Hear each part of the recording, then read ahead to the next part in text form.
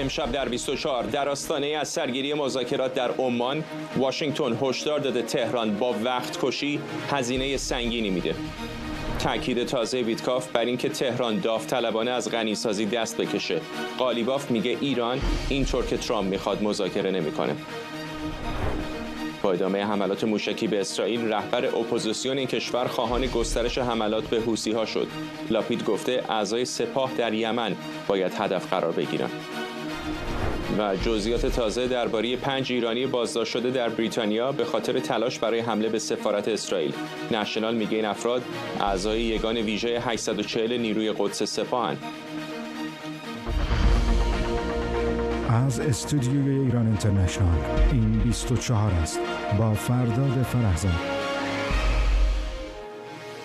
بینندگان ایران اینترنشنال در ایران و سراسر جهان سلام و وقت بخیر. با تایید دور 4 مذاکرات برای روز یکشنبه در عمان، رویترز نوشته استیو ویتکاف فرستاده ویژه ترامپ به زودی به مسقط سفر میکنه. آقای ویتکاف در مصاحبه‌ای تازه تاکید کرده کاخ سفید به دنبال حل بحران هسته ایران از طریق دیپلماسی و انتخاب گزینه نظامی فقط در صورت شکست مذاکرات، اما هشدار داده وقت‌کشی ایران در مذاکرات با پاسخ سختی مواجه میشه. ساعتی پیش هم وزیر خارجه ایران از دور 4 مذاکرات جزئیات بیشتری داد. زمان مذاکرات و محل مذاکرات رو کشور میزبان یا کشور واسط که عمان باشه تعیین میکنه.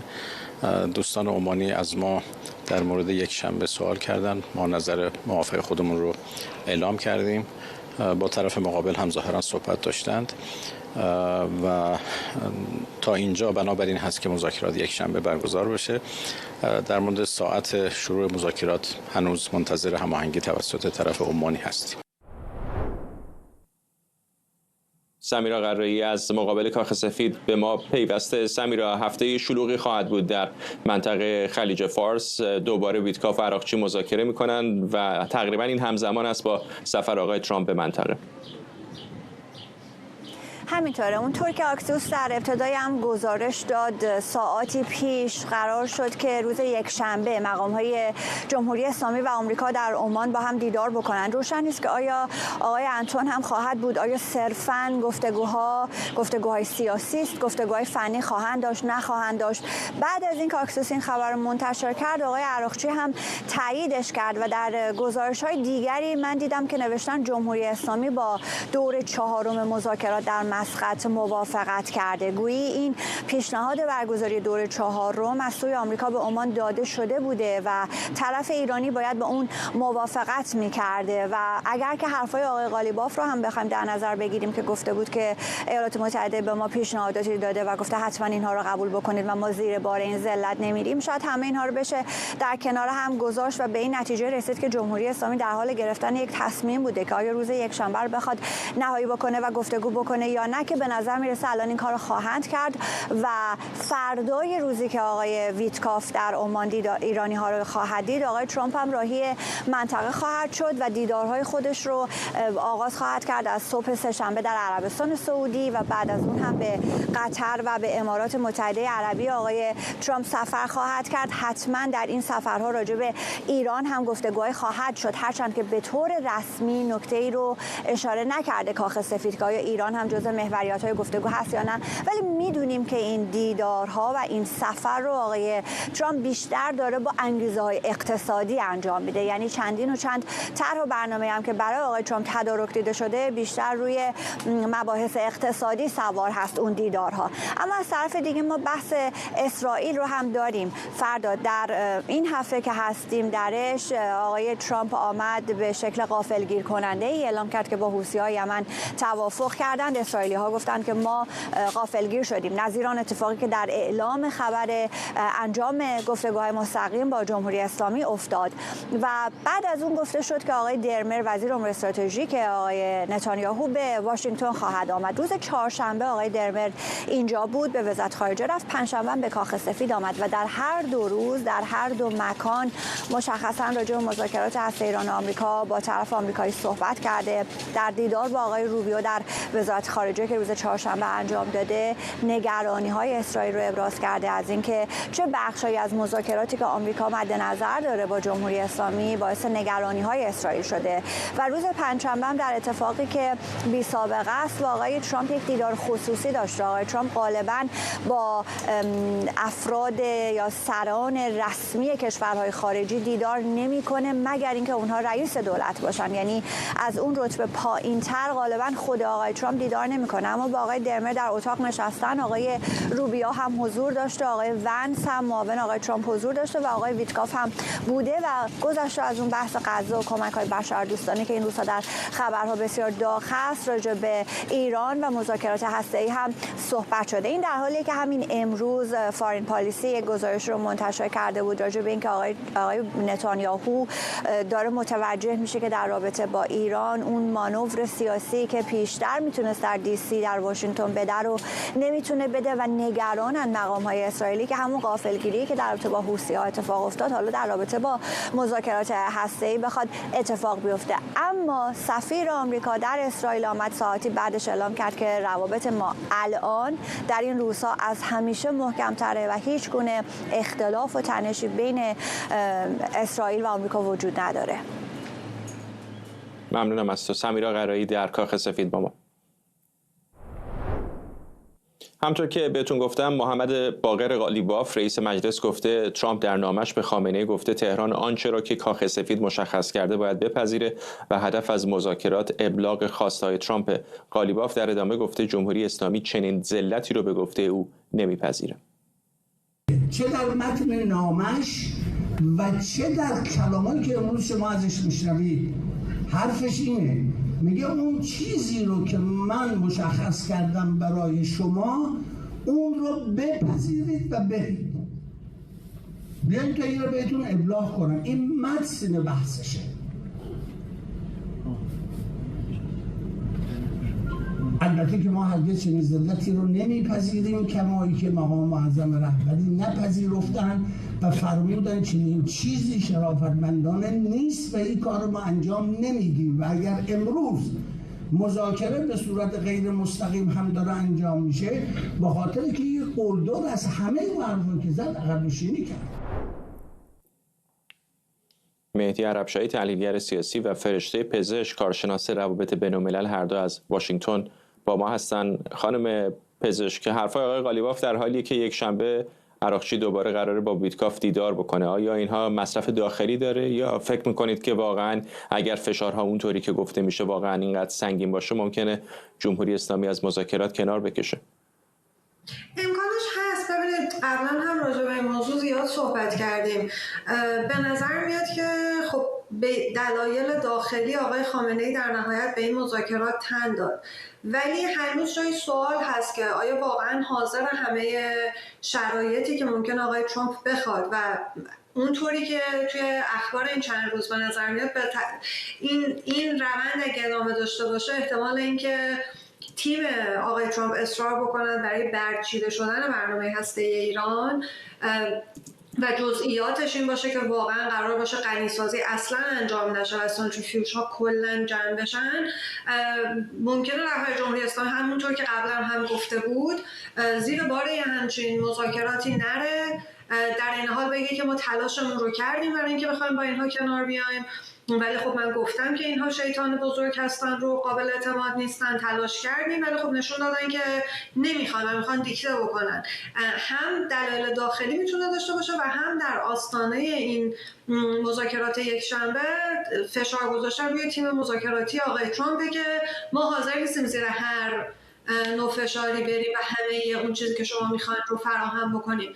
ولی خب در این حال میبینیم که خبرهایی که میاد و صحبت‌هایی که اسرائیلی ها میکنن الان خوشبین‌ترن، رضایتمندی بیشتری دارن و به نظر میاد که اون اختلافی که توی هفته‌های گذشته بین تیم آقای ترامپ و اسرائیلی ها بود کم رنگ‌تر شده. اگر این ادامه داشته باشه این روند، خب این مذاکرات غیر حضوری که داره انجام میشه عملاً نتیجه و دستاورد چندانی نمیتونه داشته باشه و ختم میشه به اون حمله نظامی و اینکه حالا چقدر قرار باشه حمله نظامی بزرگ باشه، تبعاتش چی باشه. ولی من فکر می‌کنم این صحبت‌های آقای قالیباف هم آماده کردن افکار عمومی داخلیه برای اینکه مردم آماده این باشن که ممکنه مذاکرات با شکست مواجه بشه، چون میدونیم به هر حال بازار ارز خیلی واکنش نشون داده بود، قیمت دلار افت کرده بود اون روزهای اول و خب یه امیدواری ایجاد شده بود و هم یه ندایی باشه به مذاکره کنندگان آمریکایی که اگر به دنبال توافق هستیم ما حاضر نیستیم که از اون خطوط قرمزمون کوتاه بیایم و یه فشاری روی اونها هم بگذارن. آقای عربشاهی، حالا بسته به اینکه چه زمانی رو مبدأ قرار بدیم، به نظر میسه که اون فرصت 2 ماهه آقای ترامپ یا تموم شده یا دیگه زمان زیادی ازش باقی نمونده و بارها هم خود او و اطرافیانش گفته بودند که مذاکره برای فقط مذاکره نخواهند کرد، به جمهوری اسلامی فرصت وقت کشی نخواهند داد. الان آقای ویتکاف هم دوباره اون رو تکرار کرده. هفته آینده هم آقای ترامپ در منطقه خواهد بود. فکر میکنید آیا به دقیقه 90 این مذاکرات نزدیک شدیم؟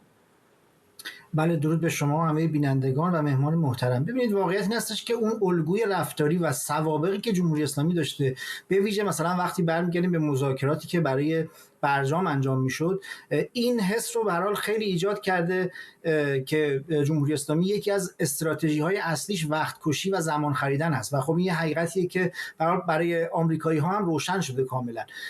از اون طرف ما میدونیم که به هر حال اون زمان مکانیزم ماشه هم داره در واقع میرسه. از طرف دیگه میدونیم که به نوعی دولت ترامپ هم الان خیلی مشتاق هست که در سیاست خارجی بتونه به یک دستاوردی برسه. به هر حال 3 پرونده رو شروع کرد از ابتدایی که دولت ترامپ سر کار اومد، بحث اسرائیل و غزه و بحث روسیه و اوکراین و همینطور پرونده هسته ایران که هر سه اینها در واقع به نوعی اون دو تا دیگه که تا حدی میشه گفت فعلا متوقف شده و پرونده هسته‌ای هم فعلا با سنگلاخ و مشکلات زیادی روبرو شده. من تصورم این هستش که به هر حال این دور 4م خب یه وقفه افتاد بین دور 3 و 4م. چند تا اتفاق مهم اینجا بین این 2 فاصله ما داشتیم. یکیش در واقع کنار رفتن مایکل والتز بود از مشاوره شورای امنیت ملی آمریکا که خب به عنوان شاید یکی از تندترین چهره ها در دولت آمریکا بوده. اما از اون طرف به نظر میاد که استیو ویتکاف به عنوان کسی که حالا طرف متعادلتر و نرمتر و خواهان رویکردهای سهلگیرانه‌تر نسبت به جمهوری اسلامی بوده، موازش نزدیکتر شده به سمت حالا روبیو یا به سمت اون جریان‌های تندتر و فکر می‌کنم یک نوع اجماعی در درون دولت آمریکا برای اینکه چه حرفی زده بشه شکل گرفت. یعنی ما قبلا می‌دیدیم که ویتکاف میاد بحث اینو مطرح میکنه که میتونه جمهوری اسلامی تا مثلا 3.67% غنیسازی اورانیوم داشته باشه و ترامپ این رو نفی میکرد. الان همه روی این موضوع ایستادن. قطعا بحث اصلی و موضوع اصلی که مورد بحث قرار خواهد گرفت همین بحث غنیسازی خواهد بود. آیا جمهوری اسلامی حاضر میشه بپذیره که غنیسازی رو کاملا متوقف بکنه؟ آیا حاضر میشه که اون ذخایر اورانیوم غنی شده خودش رو به خارج از ایران منتقل کنه یا نه؟ و یا اینکه میتونه با ابزارهایی که داره به نوعی مذاکره رو ببره به سمتی که آمریکا رو مجبور به این بکنه که از این موضع خودش پایین بیاد. به هر حال میدونیم که برای جمهوری اسلامی هم پذیرفتن اون شرط‌ها بسیار سخت هستش. به نوعی برنامه هسته‌ای که 20 سال شاید روش سرمایه‌گذاری کردن و روش حداقل از نظر تبلیغاتی هم خیلی مانور دادن رو کامل به پایان میبره و فکر میکنم که برای اینجا اون نقطه‌ای هستش که داریم واقعا به همون دقیقه 90 که شما گفتین نزدیک میشیم. یعنی در نهایت به یک نقطه‌ای خواهد رسید که یک بله یا خیری باید اینجا گفته بشه و فکر میکنم که داریم به اون نقطه میرسیم. ولی مذاکرات اگر بخواد ادامه داشته باشه مذاکرات بسیار دشواری خواهد بود و به سادگی در واقع تموم نخواهد شد، حتی اگر اون بله یا خیر هم گفته بشه اینجا. خانم پزشک، به گمانم الان سوال میلیون دلاری همین بحث غنیسازی هست. از برآورد حرف‌های مقامات جمهوری اسلامی برداشت شما چه هست؟ چیزی هستش که بپذیرن؟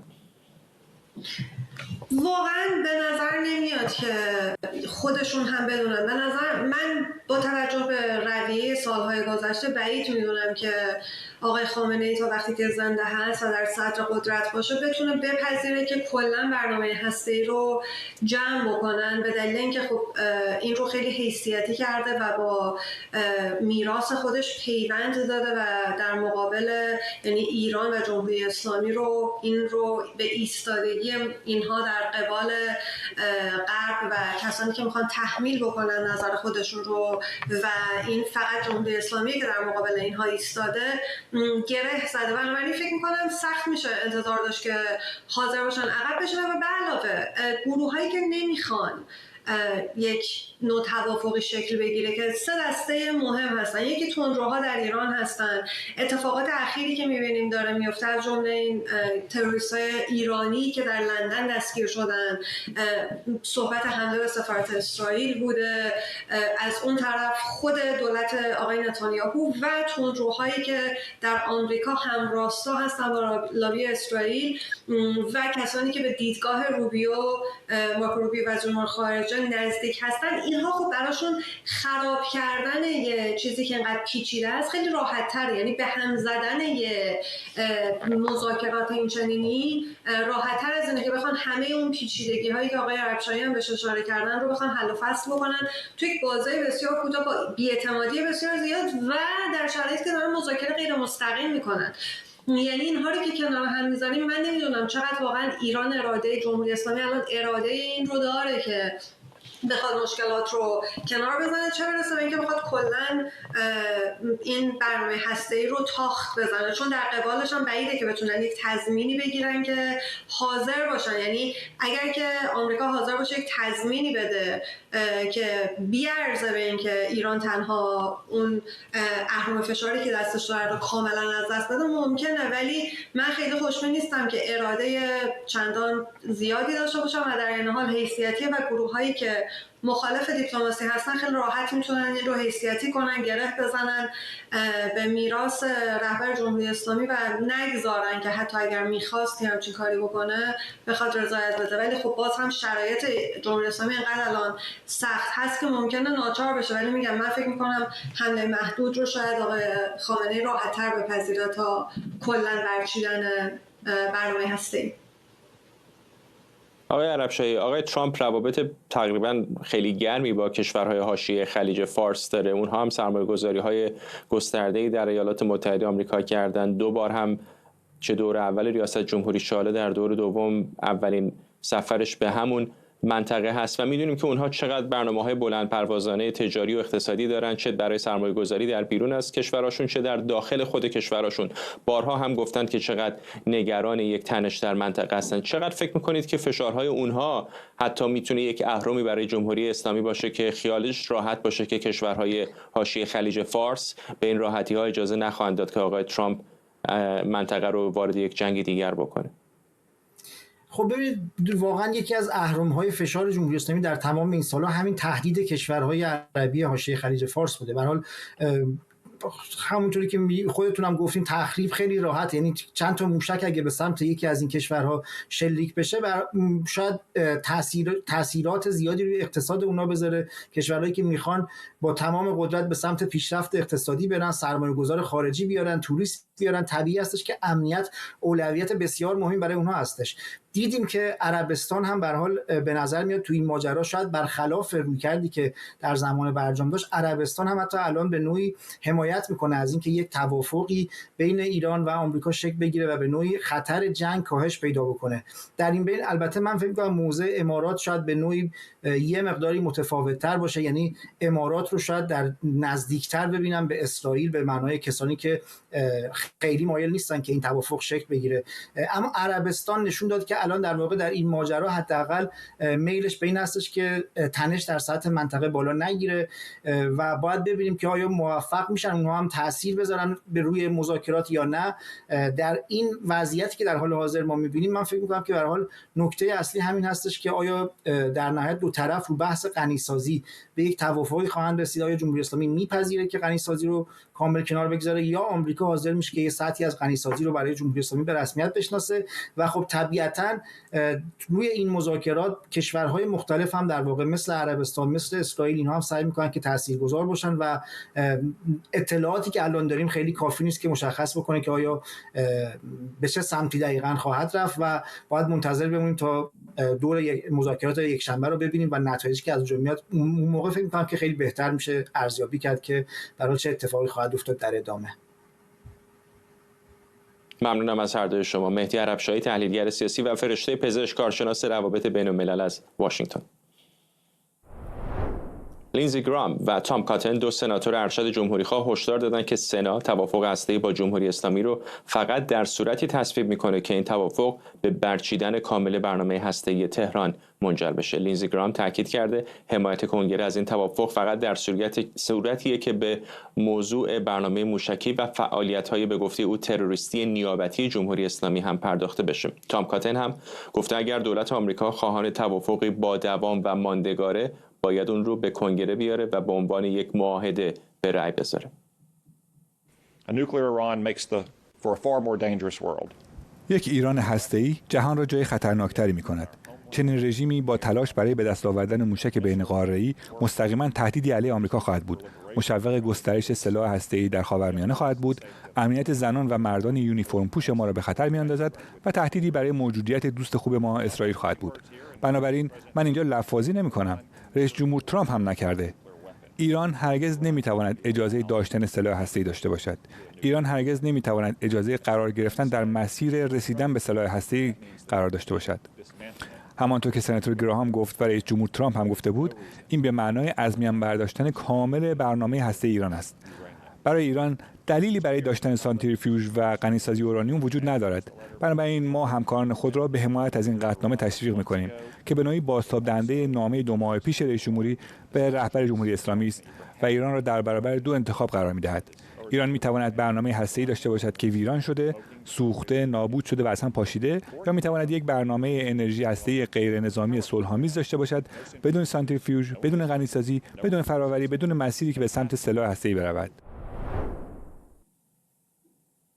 خبرنگارمون آرش علایی از کنگره به ما پیوسته. آرش، حرفای آقای کاتن رو شنیدیم، به حرفای آقای گرام هم اشاره کردم، اما واقع گرایانه اگر آقای ترامپ یک توافقی رو با جمهوری اسلامی امضا بکنه یا به دست بیاره، آیا میشه متصور شد که مثلا لینزی گرام و تام کاتن جلوش بیستن؟ تونستنش که خب حتما میتونن. اینا بخشی از جمهوری خواهان هستن که بهش میگن جمهوری خواهان بدنه اصلی. یادمون نره که زمزمه هایی بودن ابتدا که آقای ترامپ کاخ سفید راه پیدا کرده بود که مثلا قرار است تام کاتن بشود مشاور ارشد امنیت ملیش و خود سناتور تام کاتن قبول نکرد، گفت به خاطر اینکه میخواهد به حزب خدمت بکند و نرفت در کاخ سفید.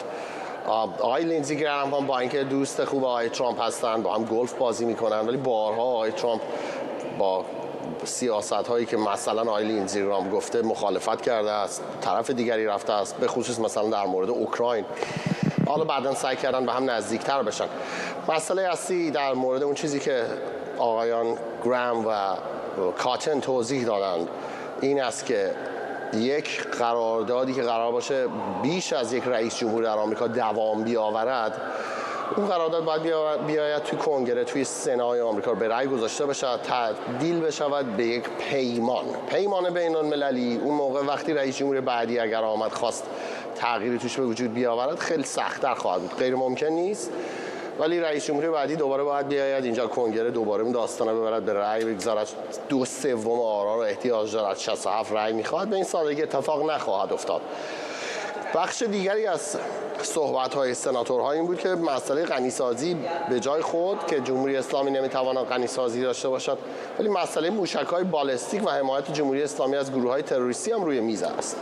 و هر دو سناتور گفتند که می‌خواهند در یک شرایط ایدئال ببینند که این دو مسئله هم جزو این پیمان گنجانده می‌شود. به عبارت دیگر جمهوری اسلامی باید دست از جمهوری اسلامی بودن بردارد.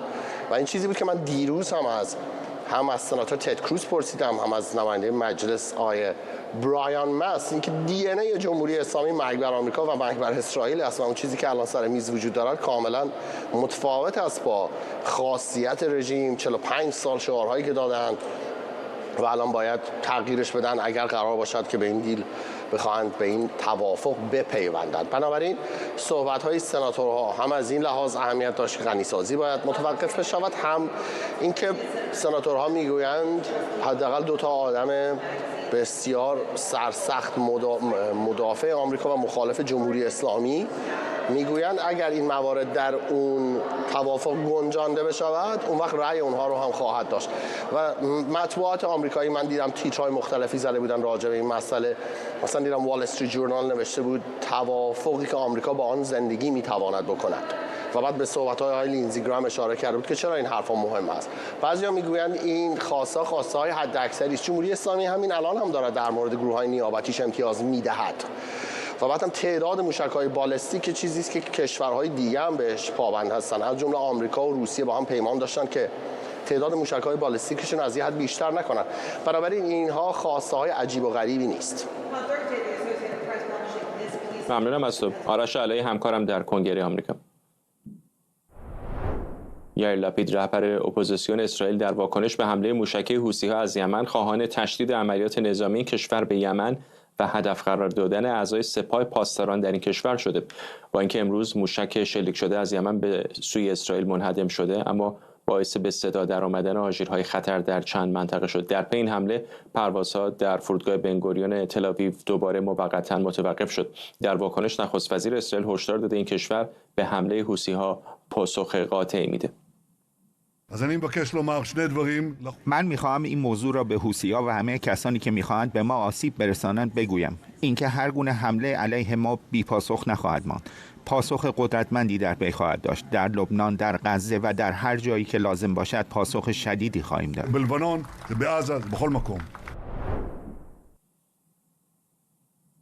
مهدی جدینی همکارم از استودیوی ما در واشنگتن به ما پیوسته. مهدی، به نظر میرسه که این حملات حوثی‌ها داره دردسر بسیار بزرگی برای آقای نتانیاهو میشه، چون حتی حملات اونها برخلاف مثلا موشک‌پرانی‌های حماس در مواردی کم و بیش موفق بوده. همین ضربه‌ای که به فرودگاه بنگوریون زدن، پروازها رو مختل کردن، چقدر الان داره هزینه سیاسی ایجاد میکنه برای آقای نتانیاهو؟ ظاهر امر و شواهد نشون میده که موشک‌ها تونستن از سیستم‌های پدافندی عبور بکنن. اما قبل از اینکه به جزئیات بیشتر بپردازیم، اجازه میخوام که یه 2-3 تا نکته رو به عنوان مقدمه بحث اینجا بهش اشاره بکنم. یکی اینکه اگرچه تهران و واشنگتن هر دو تاشون تاکید دارن که این مذاکرات بر سر 2 محور برنامه هسته‌ای و همچنین تحریم‌های اقتصادی متمرکزه، اما سیگنالایی که تهران و مبنی بر استقلال حوثی‌ها مثلا تو این چند روز گذشته داده و میگه که عملکرد اونا خود مخترم و ما حمایتی ازشون نمی‌کنیم، نشون میده که این بحث نیروهای نیابتی یکی از شروط خاکستری این مذاکرات و گفتگوه. ببینیم واقعیتش اینه که برای تهران در کنار حزب الله و شبه نظامی عراق، کارت یمن یک کارت آفست به اصطلاحاً که باش داره هزینه‌های مذاکره رو و هزینه طرف مقابل رو بالا میبره.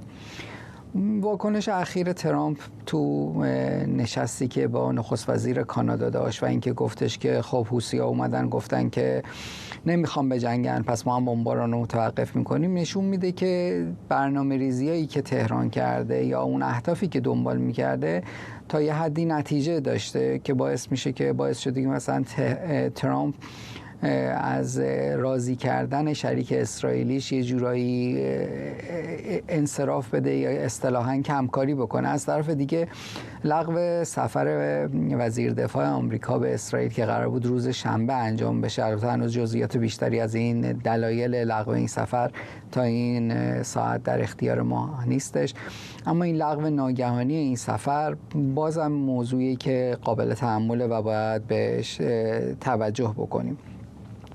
این همکاری نزدیک تهران و ادعایی که اسرائیل مقامات نظامی و دفاعی تو اسرائیل میکنن مبنی بر اینکه حوثی‌ها به عنوان حالا اصطلاحی که به کار میبرن عامل خیمه شب بازی تهران عامل تهران و عروسک خیمه شب بازی تهرانن، دم خروس چندان دور از واقعیت نیستش. حقیقتش اینه که اگه نگاه بکنیم اتفاقایی که افتاده همشون نشون میده که این ریشه در واقعیت داره. برگردیم اگه عقب‌تر، مثلا توی مصاحبه‌ای که رئیس ستاد نیروهای مسلح باقری با یه تلویزیون چینی انجام داد، تو اونجا صراحتاً این قضیه قطعاً بیش از 5 سال عمر داره، سال دقیقشو الان حضور ذهن ندارم، ولی گفتش که ما همکاری مستشاری و نظامی به حوثی‌ها میدیم و حوثی‌ها این شعبه شیعی زیدی که بر یمن مسلط هستن، الان بیش از 1/3 یمن رو در اختیارشون قرار دارن از طریق سپاه حمایت و تقویت میشه. کشف محموله‌های مختلف سپاه تو سالهای مختلف از جمله موشک‌های میانبرد و دوربرد سپاه بارها در دریا و اقیانوس توسط کشتی‌های تجسسی و نظامی آمریکا کشف شده. همه اینا نشون میده که یک نوع همکاری مداوم میان تهران و حوثی‌ها بوده و این حوثی‌های برخواسته از استان سعده به شرایط و به نحوی پیش بردن که تونستن به یه نوعی از پیشرفت و استقلال توی تولید تسلیحات و ایجاد خسارت برسن. حالا این موشک جدیدی که استفاده کردن میگه تونسته از سامانه‌های تاد مثلا عبور بکنه و به اهدافی برسه. هفته گذشته که فرودگاه اصلی اسرائیل مورد هدف قرار دادن، همه اینا نشون میده که احتمالاً یه همکاریایی هست. اما موضوعی که اینجا تعیین کننده است اینه که آیا ترامپ کوتاه خواهد اومد در قبال اینکه نیابتی‌ها رو از بحث مذاکرات به نفع رسیدن به نتایج کنار بذاره، یا اینکه تهران کوتاه میاد؟ پاسخ به این سوال $1,000,000 خلاصه میشه تو اینکه آیا تهران حاضر میشه اون عامل اصلی، کسی که طراحی این به اصطلاح ساختن و استفاده از نیروهای حوثی شبه نظامیان یمنی، یعنی کسی که حالا اسم واقعیش هم ممکنه نباشه، به نام سردار شهلایی سپاه ما میشناسیمش، و آیا اینو تهران حاضر میشه قربانی کنه به نفع مذاکرات و به نفع رسیدن به نتیجه یا نه؟ این عاملیه که شاید شاخصی که بشه بر اساس اون فهمید که این تهدید و کوتاه کردن همکاری تهران با نیابتی‌ها چقدر نتیجه بخش خواهد بود. ممنونم از تو همکارم مهدی جدینی از استودیو ما در واشنگتن. مهرداد فرهمند تحلیلگر مسائل خاورمیانه هم از کربلا به ما پیوسته. آقای فرهمند، شما چه فکر میکنید در مورد این تنش حوثی‌ها و اسرائیل که به نظرم طور داره بالا میگیره و شاید یک نکته عجیب هم این هستش که از ظواهر امر اینطور به نظر میرسه که آمریکایی‌ها هم تا اندازه قابل توجه اسرائیل رو تنها گذاشتن در این نبرد. ببینید، به ظاهر نوعی بی‌تدبیری از جانب حوثی‌ها به نظر میاد، از این جهت که خب وقتی که حوثی‌ها با آمریکا آتش‌بسی میانشون برقرار شده، قاعدتاً میبایستی که به این آتش‌بس پایبند می‌موندن و گرچه اونها اسرائیل رو هدف گرفتن و نه اهداف مربوط به آمریکا، ولی به هر حال این رو میتونه آمریکا نوعی نقض آتش‌بس حساب بکنه و قاعدتاً انتظار نداشتیم که حوثی‌ها دست به چنین حمله‌ای بزنند. اما از طرف دیگه هم خب قطعاً این ملاحظه رو خود حوثی‌ها هم داشتند و بهش فکر کردند، اینکه چرا با وجود چنین ملاحظه‌ای دست به حمله موشکی مجدد زدن به اسرائیل. یکی از پاسخ‌هایی که میشه براش پیدا کرد این احتمال مطرحه که برمیگرده ربط پیدا میکنه به حمله قبلی در شرایطی انجام شد که ما در ایران انفجارهایی رو داشتیم، انفجار اسکله بندر عباس رو داشتیم و بعد یک سری حوادثی که به نظر می اومد اینها اتفاقی نمیتونه در زمانهای نزدیک به هم رخ داده باشه و این احتمال مطرح شد که ممکنه خرابکاری باشه، احتمال داره دست اسرائیل در کار باشه و بعد ما دیدیم که حوثی‌ها به فرودگاه بن‌گوریون حمله موشکی کردند و تعبیری که شد و یکی از تفسیرهایی که شد این بود که چه بسا در این وسط گرچه ایران داره سعی میکنه از تنش بکاهه، اما میخواست که یک ضرب و شستی این رو هم نشون بده که در مقابل چنین حملاتی بی تفاوت بی اعتنا نمینشینه و از طریق حوثی‌ها خواسته که ضرب و شستی به اسرائیل نشون بده. اگر ما این احتمال رو در نظر بگیریم، اگر فرض کنیم که چنین باشد، پاسخ در خصوص اینکه چرا این بار هم حوثی‌ها دست به حمله دادن رو میتونیم اینطور پیدا کرد که شاید هدف این باشه که نشون بده که حوثی‌ها مستقل از ایران کار میکنن، خواستن که اینطوری نشون بدن که حوثی‌ها اگر که با اسرائیل همچنان سر ستیز رو دارن ادامه میدن، برخلاف دیگر گروه‌های همپیمان با ایران الان در حال حاضر تنها حوثی‌ها هستن که با اسرائیل در ستیزند صرفاً این خواستن با این کار یک نوعی در واقع فاصله خودشون رو نشون بدن از ایران، خواستن استقلال خودشون رو در تصمیم گیری نشون بدن و در راستای این هدف که میدونیم حوثی‌ها خودشون رو دولت مشروع حاکم بر یمن میدونند و این دولت تنها دولتی است که به اسرائیل اعلام جنگ کرده. یعنی از دید اونها این کشور یمن با کشور اسرائیل در حال جنگ، دولت یمنه که با دولت اسرائیل در حال جنگه و تا زمانی که میان این دو جنگ خاتمه نیافته از هر طریقی به این عملیات نظامی ادامه میدند.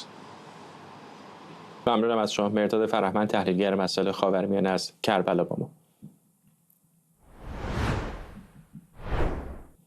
خب برای لحظاتی اجازه بدید به مسکو بریم. آتشبازی مراسم روز پیروزی برای 80مین سالگرد پایان جنگ جهانی دوم رو می‌بینید. از اوایل امروز صبح به مثال سالهای گذشته مراسم بزرگی، رژه نظامی بزرگی در میدان سرخ برگزار شد در مسکو و بسیاری از سران کشورهایی که همچنان روابط کم و بیش خوبی با روسیه دارن، از جمله رئیس جمهوری چین شی جینگ پینگ هم در اون حضور داشتن. این تصاویری که الان می‌بینید مربوط به، همونطور که گفتم، مراسم روز پیروزی، روزی که در تاریخ معاصر اروپا نماد پایان جنگ جهانی دوم و شکست نازی هاست. در 8 و 9 ماه می 1945 نیروهای آلمان نازی تسلیم بی قید و شرط نیروهای متحدین شدن، از جمله در اون زمان شوروی که با همراهی ایالات متحده آمریکا و بعضی شرکای اروپایی مانند بریتانیا موفق شدن آلمان نازی رو شکست بدن. هر سال در چنین روزی جشن‌های بزرگی در بسیاری از کشورهای اروپایی از جمله بریتانیا و همینطور در فدراسیون روسیه برگزار میشه.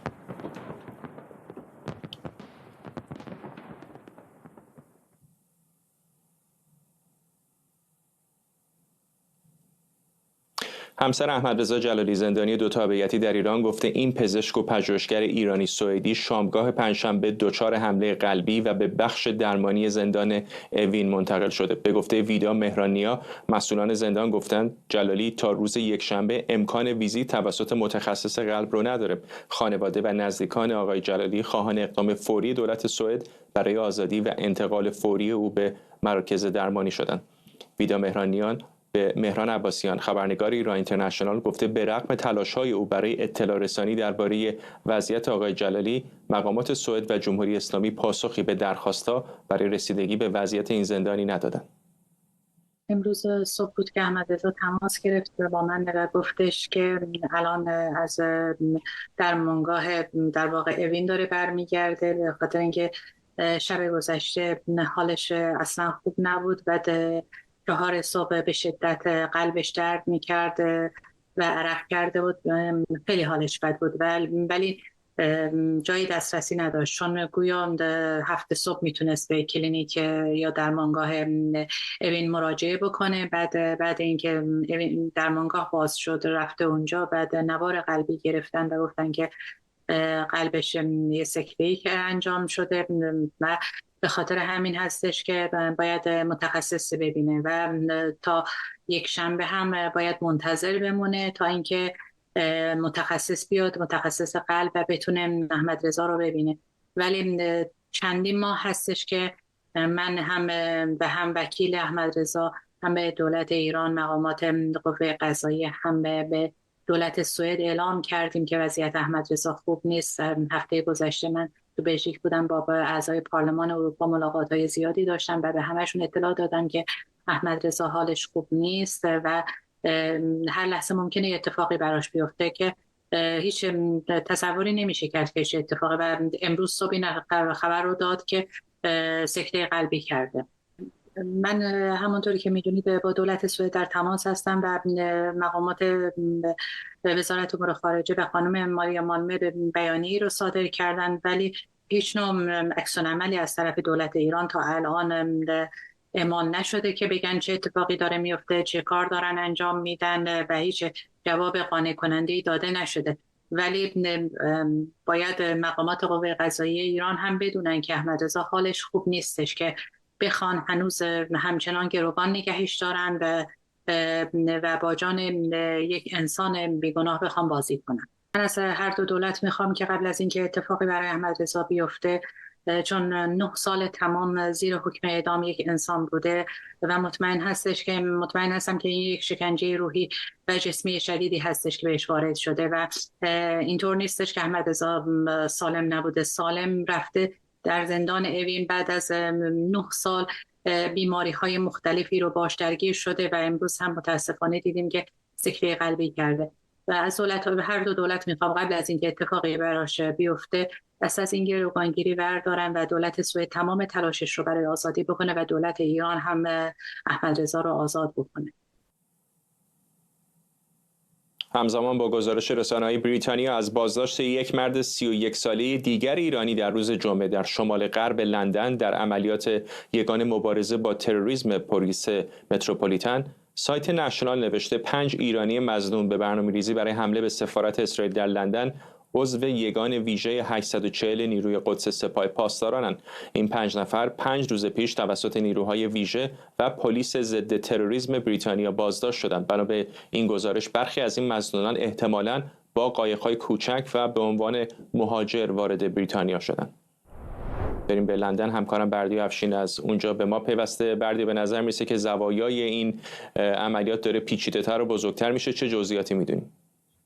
دو عملیات جداگانه است و هر دو یادآور اینه که فعالیت‌های جمهوری اسلامی ایران نه فقط میتونه برای بریتانیا یک تهدید امنیتی محسوب بشه، این میتونه یک تهدید امنیتی بزرگتر برای متحدین بریتانیا، اروپا و یا جای دیگه باشه. از اونجایی که به نظر میاد با توجه به اون چیزی که در سایت نشنال نوشته شده به نقل از یک منبع امنیتی، جمهوری اسلامی ایران حالا یک تغییر تاکتیک داده برای اینکه اهداف نرم رو مورد هدف خودش قرار بده. اون هم بعد از اینه که طی 2 سال گذشته نیروهای نیابتیش در واقع نقششون کمرنگ شدند و ضربه‌های جبران ناپذیری رو دریافت کردند. اما یک نگرانی عمده‌تری هم که وجود داره اینه که مثلا در این دستگیری 5 نفر اولیه که جدا است از دستگیری 3 نفر به علاوه 1 که همونجوری که خودت اشاره کردی نفر 4 هم بهش اضافه شده، رد پای اون نیروی واحد 840